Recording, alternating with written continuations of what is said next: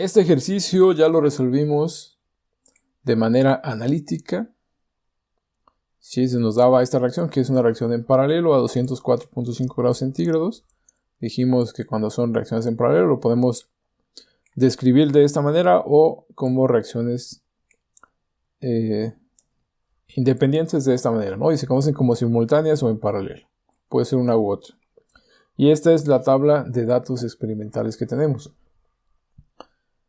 Para expresar la velocidad de reacción, decíamos que la desaparición de A iba a ser igual a la contribución de la velocidad que nos da el producto R, la velocidad que nos da el producto S y la velocidad que nos da el producto T.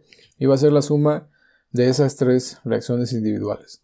Y para resolverlo, ahora de manera numérica, lo que requerimos es precisamente esas tres ecuaciones. Bien, es decir, la velocidad de reacción quedaría de esta manera. La suma de la velocidad que nos lleva al producto R, al producto S y al producto T. Y de manera independiente podemos expresar la velocidad de aparición de R de esta manera, la de S de esta manera y la de T de esta manera. Entonces, si vemos, tenemos un sistema de ecuaciones ordinarias de primer orden, el cual debemos resolver de manera simultánea. Es decir, podemos plantear esto y resolver únicamente esta ecuación, pero nos va a llevar a un error muy grande, ¿no? Porque no estaríamos considerando esto de acá.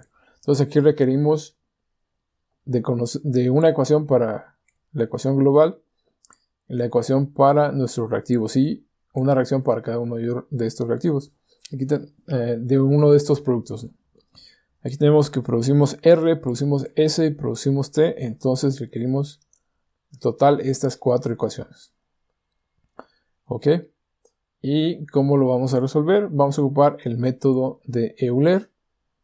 En este caso vamos a expresar lo que nos dice la variación de concentración con respecto a T, que es una función del tiempo y de la concentración de I, que son estas que tenemos aquí. Estas serían nuestras funciones para las diferentes ecuaciones.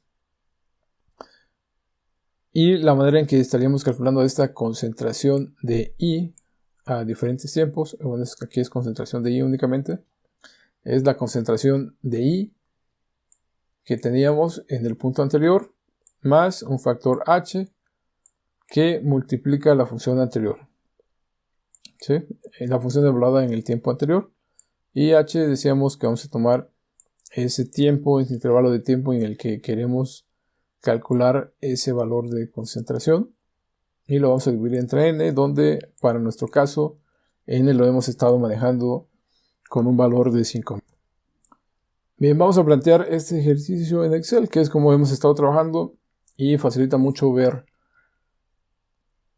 los resultados, ¿no? Y ver qué es lo que estamos buscando. Entonces, en primera instancia lo que vamos a requerir es, vamos a poner en 4 secciones una columna para el tiempo, que ya la tenemos, y vamos a poner la composición de A. Dijimos que esos datos que tenemos acá inicialmente son datos en porciento peso, pero el porciento peso es una unidad de concentración, entonces podemos manejar esos datos como si fueran datos de concentración, y obviamente aquí los vamos a manejar en fracción peso, no en porcentaje, ¿no? Entonces lo vamos a manejar en fracción peso, asumiendo que es el equivalente a tener datos de concentración. Entonces lo que hacemos primero, ponemos en una primera columna el tiempo y los datos para el componente A, que en este caso es YA, la fracción peso de A, y esto lo vamos a etiquetar como experimental, ¿sí? Todos estos datos son experimentales, por eso lo vamos a etiquetar aquí como experimental. Entonces una columna del tiempo, una columna para YA, después una columna del tiempo, una columna para el producto R, una columna del tiempo y una columna para el reactivo S, para el producto S, y el tiempo y una columna para el producto T. Bien, entonces ya tenemos todos los componentes que participan en nuestra reacción, que es desde A, R, S y T. ¿Ok? Y en esta siguiente columna, pues lo que vamos a hacer es ahora resolver la ecuación que corresponda. Para calcular A vamos a utilizar esta primera ecuación. Entonces vamos a resolver esta ecuación y vamos a calcular A. ¿Ok?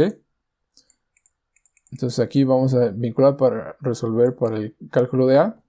En el siguiente caso vamos a resolver esta ecuación y aquí vamos a calcular el valor de R. Lo mismo para S.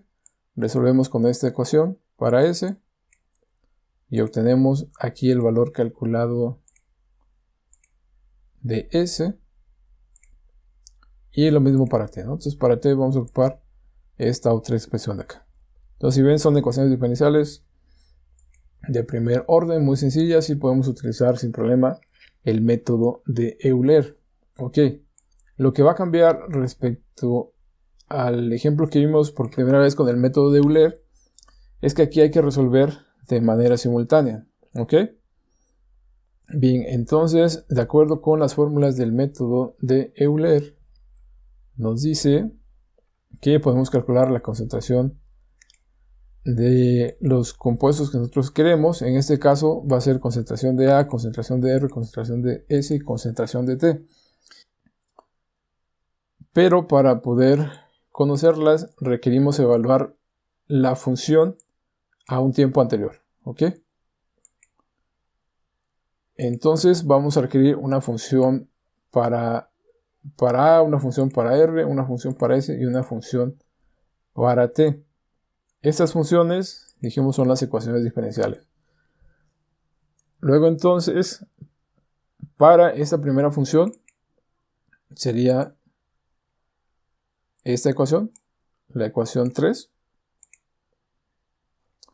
Si lo vemos aquí, tenemos K1 por CA más K2 por CA más K3 por CA, ¿no? Aquí estamos asumiendo que todas son de orden 1. Y aquí no olvidemos que esta diferencial tiene un signo negativo, entonces ese signo lo pasamos del otro lado de la igualdad. Y aquí va a quedar todo eso multiplicado por el signo menos, ¿no? Para el caso de la función de R vamos a ocupar la ecuación 7, que es únicamente K1 por CA. ¿Sí? Sí, aquí está vinculado con K1 por CA, ¿no? Ok. Y veamos, esta está vinculada con esta, la concentración de A, o en este caso la fracción peso de A. Esa también por la fracción peso de A, que es la columna K. Para la función de S es K2 ahora, también multiplicado por la fracción de K. Y la función en T es K3 multiplicado por la fracción de A. Bien, entonces ya tenemos los datos que requerimos para nuestra primera fila. Y de acuerdo con el método de Euler, entonces para que yo conozca YA en mi punto 1, este va a ser igual al valor que yo tenía anteriormente. Ok, pero antes de eso, necesitamos una condición inicial para cada una de estas condiciones, para cada una de estas ecuaciones diferenciales. Tenemos 4 ecuaciones diferenciales, por lo tanto necesitamos 4 condiciones iniciales. Y esta la vamos a tomar aquí como referencia al tiempo 0. Ok, y ese tiempo... Te invito a que te suscribas al canal, nos ayudas a generar más y mejor contenido. Recuerda que el material en PDF lo encuentras en el sitio Training Engineers Online o más directamente en www.triangle.com/tutoriales. Vas al curso de interés, el curso de cinética, es donde vas a encontrar este video y el material en PDF. Te va a pedir que te suscribas, es completamente gratis. Y una vez que ingreses al curso, vas a poder consultar de manera simultánea tanto el video como el material en PDF, el cual puedes descargar en esta pestaña. Al tiempo 0, ¿cuánto vale A, cuánto vale R, cuánto vale S y cuánto vale T? Esas son nuestras condiciones iniciales. Entonces al tiempo 0 ya vale 1,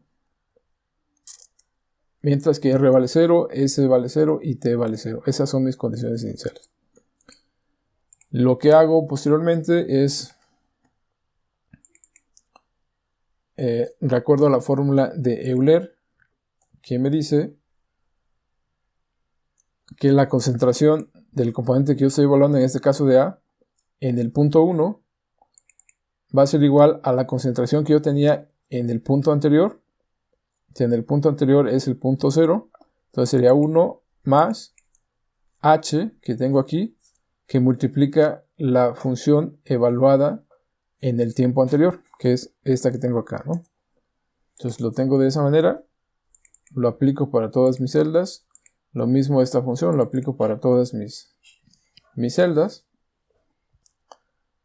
y lo mismo para R, ¿no? Simplemente el valor que tenía yo como condición inicial, que es 0, más h por lo que valía mi función en el tiempo anterior, lo mismo para S y lo mismo para T. ¿Sí? Simplemente aplico ese cálculo para todas mis celdas, ¿no? Hago lo mismo para las demás columnas. Y aquí dijimos que el valor de la integral pues va a ser el último dato que yo tenga, ¿no? Entonces para A, mi último valor es este aquí, 0.85. Para R seguramente va a ser este.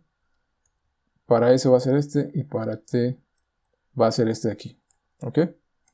Entonces solo hay que vincularlos de la manera correcta. Y es esto, ¿no? Entonces aquí ya resolví mi sistema de ecuaciones diferenciales para el primer caso, ¿no? Para el primer punto. Entonces aquí, bueno, yo partí de los valores iniciales que ya habíamos calculado.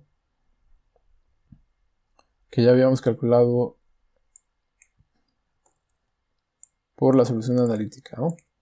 Entonces, para ir comprobando que lo que estaba yo haciendo estaba bien, ¿no? Entonces, lo tengo de esa manera.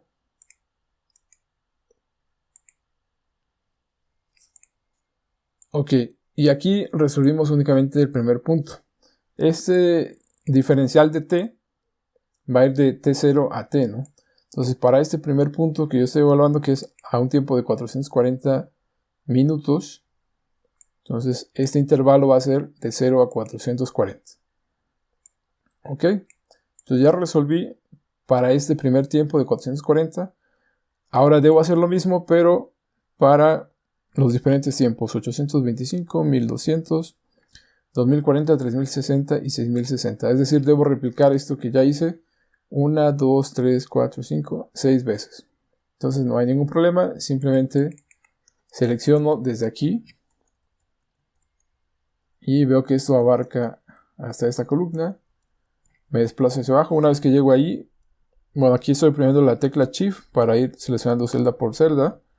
Una vez que estoy ahí, le doy Control y presiono la flecha hacia abajo y me va a seleccionar todos esos datos, ¿no? Le doy copiar, me desplazo hacia arriba y lo pego ahora a partir de esta columna. ¿Ok? Y lo único que tengo que cambiar aquí es el tiempo. Este tiempo ahora debe ser este segundo tiempo que yo tengo acá, de 825. Y cuando hagan ese copy-paste, lo que deben tener cuidado, lo van a replicar 6 veces. Bueno, aquí yo ya lo repliqué, les estoy poniendo el ejemplo únicamente para un caso. Cuando hagan ese copy-paste, lo único que tendrán que verificar y cambiar, la función va a seguir siendo la misma, aunque aquí estas K y estos datos se les marque 0, incluso aquí ya los pueden borrar y no les afecten el cálculo. ¿Por qué? Porque su función queda vinculada a estas constantes que ustedes se marcaron acá, ¿no? Al principio. Entonces ahí no deben cambiar nada. Donde sí deben cambiar es donde se utiliza el valor de h, ¿no? Que es aquí en YA. Entonces este valor de h debe ser el de la columna U.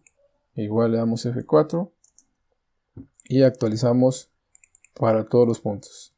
Aquí, igual en R, este en lugar de J6 debe ser U6. Le damos F4 y actualizamos para todos los puntos. En este caso también cambiamos este valor de h, debe ser este de aquí. F4, actualizamos para todos los puntos. Y finalmente este otro de acá, cambiamos ese valor de h y actualizan para todos los puntos, ¿no? Bien, entonces esto habría que copiarlo 5 veces más, como está aquí, y solo deben verificar que este intervalo de tiempo es el que quieren evaluar para ese conjunto de ecuaciones diferenciales, y que estén vinculadas estas celdas para el cálculo de YA, YR, YS y YT, que estén vinculadas con la H que corresponde, ¿no? Porque al momento que hagan el copy-paste les va a vincular con la constante de las columnas anteriores. Bien, entonces ya que tienen todo eso, ahora deberán vincular. Bueno, lo que yo hice, por ejemplo, para el primer punto, pues lo que hacía era todo esto, yo ya sé que que esto era igual a esto. Sí, para mi primer punto. Entonces lo que hacía es, antes de poner esta columna, si no se va a marcar 0, ok, bajaba este aquí. Luego bajaba este de acá. Bajaba finalmente esos dos a este de acá y este de acá, ¿no? Y lo último que hice en este caso fue poner esta columna de aquí, ¿no? Digamos, así los van jalando, van haciendo uno por uno para que sea más fácil. Y van vinculando el cálculo para cada tiempo de cada uno de los componentes que están involucrados, ¿no? Tanto de A como de R, de S y T. Y ya que tengan llena esta columna, la columna E, que corresponde a todos los datos calculados, entonces ya pueden poner esta función y ya no les va a marcar ningún error, ¿no? Ok, entonces como vemos ya resolvimos, y el punto aquí es que para encontrar esos valores de K1, K2 y K3 por este método numérico, vamos a buscar una función objetivo que va a ser la sumatoria del cuadrado de los errores. Bueno, yo lo hice únicamente para los datos de A. Voy a comparar los datos de A experimentales con los datos de A calculados. Pero como están ligadas todas las ecuaciones, podemos poner como restricción, ya sea que esta se haga 0, que esta se haga 0, que esta se haga 0. Y bueno, como aquí estamos viendo y graficando, y estamos graficando experimental contra calculado, también vamos a buscar que este valor de la pendiente sea lo más cercano a 1. ¿Okay? Si este valor de la pendiente es 1, de alguna manera nos estaría minimizando ese error. ¿Okay? Es decir, entonces para poderlo ver gráficamente, pues vamos a graficar, como tenemos aquí, dato experimental contra dato calculado, y esta línea de tendencia nos debería dar una pendiente del valor de 1, ¿ok? Así como lo tenemos aquí. Esta gráfica es la misma, pero con datos para R. Esta también es con datos para S, y esta de acá es con datos para T, ¿no? Son las mismas gráficas. Y ahora vamos a ver cómo resolver con el solver. Bien, algo también que deben cuidar cuando copien y peguen. Dijimos, este factor h lo teníamos en YA, YR, YS y YT, pero también está en esta columna del tiempo. Bueno, yo lo tengo aquí vinculado, que es el tiempo 0 más este incremento. Y aquí se quedó vinculado al incremento de la columna de donde copié, pero aquí mi tiempo tiene que ir de acuerdo con este incremento. Y con eso ya todo sería correcto, ¿no? Que es como lo tenemos aquí. Bien, de esa manera corregimos y bueno, vemos que ya tenemos todo esto, ¿no? Ok.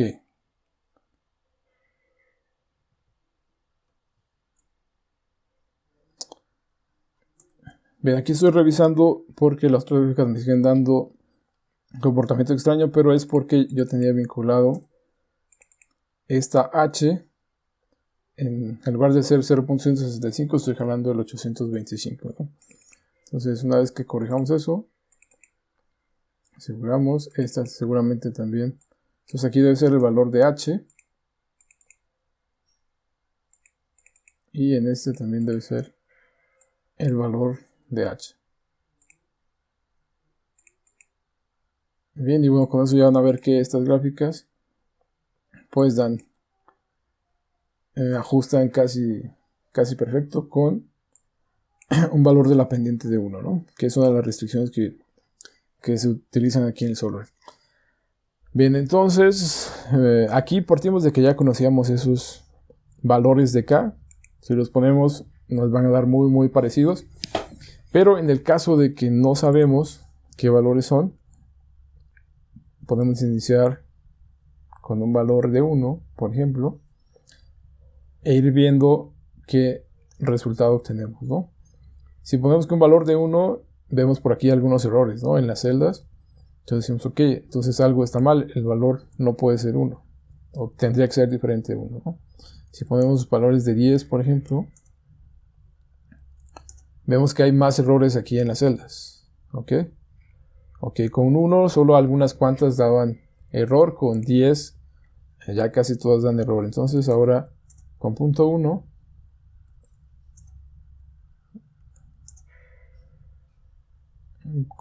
ya tengo resultados, no tengo errores.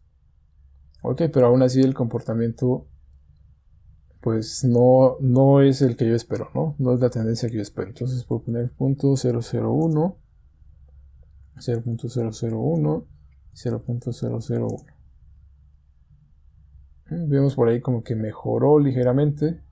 O sea, ya no está tan disperso. Pudiéramos inicializar con eso, pero lo que vamos a hacer es vamos a sumar esta diferencia al cuadrado de los errores que tenemos aquí, que es el experimental menos el calculado al cuadrado. Sumo, bueno, experimental menos calculado al cuadrado para todos los datos.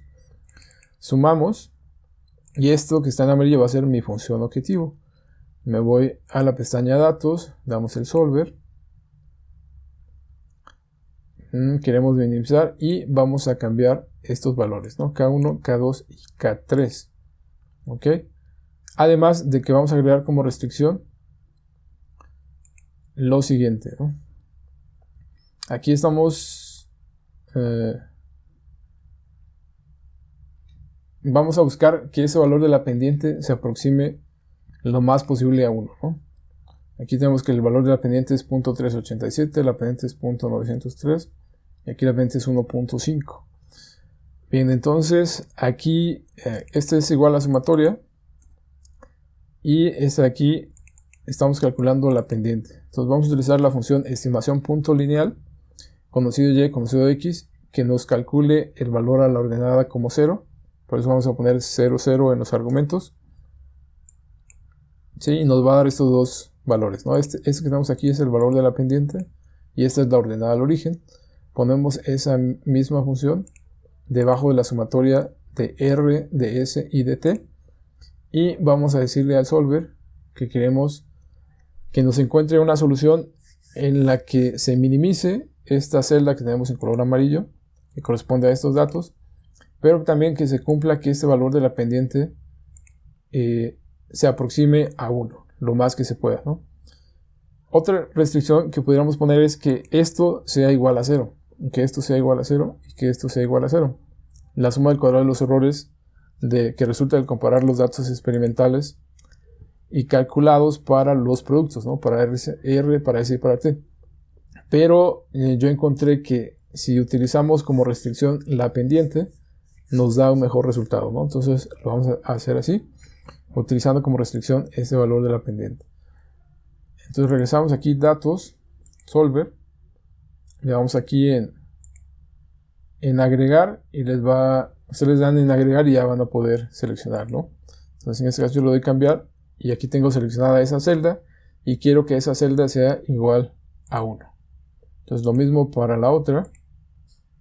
Sí, aquí esa celda donde estoy calculando la pendiente tiene que ser igual a 1 y esta última celda, ese valor de esa pendiente tiene que ser igual a 1. Entonces con esas restricciones y con estos valores iniciales que yo encontré que ya no me dan ningún error, le voy a decir al solver que intente encontrar una primera solución. Ya tenemos todo. La función objetivo vamos a minimizar, que cambie los valores de K1, K2 y K3 con las restricciones que ya mencionamos.